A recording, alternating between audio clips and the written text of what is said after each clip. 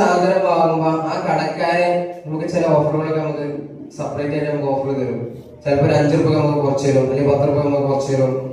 സ്ഥിരമായിട്ട് അയാൾ തന്നെ സാധനം എടുക്കുമ്പോ അയാളും നമ്മളായിട്ടൊരു ബന്ധം ഉണ്ടാവും. അതുപോലെയാണ് സ്ഥിരമായിട്ട് ഒരു നാട്ടില് അതല്ലെങ്കിൽ ഒരു മദ്രസയില് മഹദറത്തിൽ ബദരിയ കൃത്യമായിട്ട് നടന്നു പോകുന്നുണ്ടെങ്കിൽ അത് നമുക്ക് ബദരികളായിട്ട് ഒരു കണക്ഷൻ കാണുക. കാരണം എല്ലാ മാസത്തിലും നമ്മള് ബദരികളെ വെച്ചായിട്ട് വായിക്കാണ് വിളിക്കുന്ന ബദരികൾ കേൾക്കൂലേ? എല്ലാ നാരിക്കും സംശയമുണ്ടോ? ഇല്ല, നാരിക്കെങ്കിലും സംശയമുണ്ടോ? ബദരികൾ കേൾക്കും, 100% കേൾക്കും. പക്ഷെ വിളിക്കുമ്പോ എങ്ങനെ വിളിക്കണം? ആത്മാർത്ഥമായ ഹൃദയത്തോടു കൂടി വിളിക്കണം. ആ ബദരീങ്ങളെ ഇജാബത്ത് ഈ മജ്‌ലിസിൽ ഉണ്ടാകുന്നത് തീർച്ചയാണ് സ്ഥിരമായിട്ട് പതിവായി പോകുന്ന മജ്‌ലിസുകളിൽ.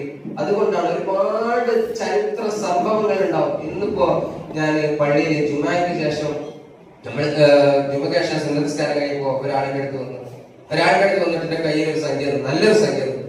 ഞാന് ഇത് ഇവിടെ മഹ്ദറിലൊക്കെ നടക്കണ മജ്‌ലിസ് പള്ളിയാണല്ലോ. അപ്പൊ എനിക്കൊരു മേജർ, അദ്ദേഹം ഒരു 2 ആഴ്ച പള്ളിക്ക് സ്ഥിരമായിട്ട് വരുന്ന ആളായിരുന്നു. 2 ആഴ്ച ലീവ് ആയിരുന്നു. അദ്ദേഹത്തിന് ഒരു സർജറി ഉണ്ട്. അതായത് ട്യൂമർ വന്നിട്ട് തലച്ചോറിൽ സർജറി കഴിഞ്ഞിട്ട് തലയോട്ടി എടുത്ത് അദ്ദേഹത്തിന്റെ വയറ്റിൽ 3 മാസം വെച്ച് നടന്നു. ഈ തലയോട്ടിന്റെ പകുതി ഭാഗം. അപ്പൊ അന്ന് അദ്ദേഹം നേർച്ചയാക്കിയതായിരുന്നു നല്ലൊരു സംഖ്യ. ആ നേർച്ചയാക്കി ഡോക്ടർമാരൊക്കെ വിധിയായിട്ട് അദ്ദേഹം ഈ നാട്ടുകാരനല്ല, വേറൊരു നാട്ടിലാണ്. ചികിത്സക്ക് വേണ്ടിയിട്ടാണ് മെഡിക്കൽ കോളേജിൽ ആവശ്യാർത്ഥമാണ് അദ്ദേഹം കേട്ട് വരുന്നത്. അങ്ങനെ ഒരു വാടക വീട്ടിലാണ് അദ്ദേഹം താമസിക്കുന്നത്. അപ്പൊ അദ്ദേഹം അന്ന് നേർച്ചയാക്കിയതാണ് മഹദറിന്റെ മജ്‌ലിസ് നടക്കുന്ന പള്ളി, അതേപോലെ ദിക്റുകൾ നടക്കുന്ന പള്ളി, അവരുടെയൊക്കെ ബദരികളൊക്കെ കാവലുകൊണ്ട് എന്റെ രോഗം മാറാൻ വേണ്ടി അന്ന് നേർച്ചയാക്കി. അങ്ങനെ ആ ഓപ്പറേഷൻ കഴിഞ്ഞു, റാഹത്തായി. തലേ ദിവസം അദ്ദേഹം വീട്ടിലൊരു ബദരിയത്തിന്റെ മജ്‌ലിസ് വെച്ചു. 2ാമത് ഓപ്പറേഷൻ പോകുന്നതിന്റെ തലേ ദിവസം നമ്മൾ ബദരി മൗലൂദ് ചൊല്ലി ദുആ ചെയ്തു. പിറ്റേ ദിവസം പോയപ്പോൾ ഡോക്ടർ പറഞ്ഞു ഇതിപ്പോ കുഴപ്പമൊന്നുമില്ല, കുറച്ചു കാലം കൂടി നമുക്ക് നോക്കാം, ഒന്നുകൂടി ബെറ്റർ ആവട്ടെ എന്നാണ്. അങ്ങനെ ഒരു 2-3 മാസം ഡോക്ടർ ഒന്നും കൂടി നീട്ടി കൊടുത്തു, ബോണസ് ആയിട്ട്.